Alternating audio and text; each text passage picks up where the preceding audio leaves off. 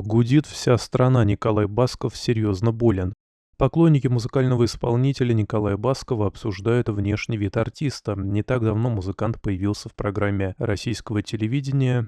Телезрители заметили, что Николая слишком сильно раздуло. О том, что известно о состоянии здоровья артиста, сообщает портал «Курьер Среда». Музыкант Николай Басков принял участие в программе «Судьба человека». Артист отвечал на многие вопросы, но внешний вид Баскова привлек внимание зрителей больше, чем его ответы. Поклонники говорят, что резкий набор веса нет хорошей жизни. Артист мог серьезно заболеть. Сам Николай эту тему комментировать отказывается.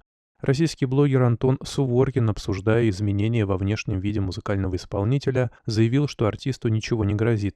А такая раздутость – это следствие неумения вовремя закрыть рот. Да, он действительно заболел, эта болезнь называется 7 раз в день.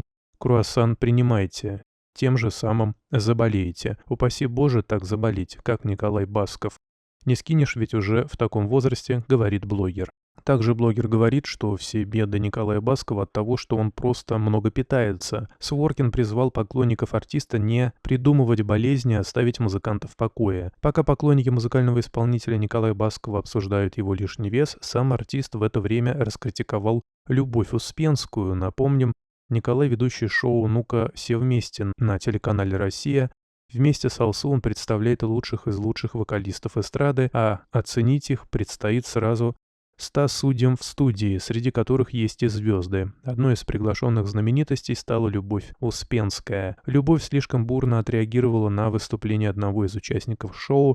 Во время выступления группы из Молдавии исполнительница хита «Кабриолет» нарушила правила, раньше времени поднявшись из своего места. После этого Любовь успешно начала подпевать группе. Поведение Любови Успенской не понравилось Николаю Баскову, он сразу же отчитал звезду, невзирая на большое количество свидетелей. «Люба, вы что, это из одной школы с сестрами Зайцевыми или это передается?» – спросил Басков.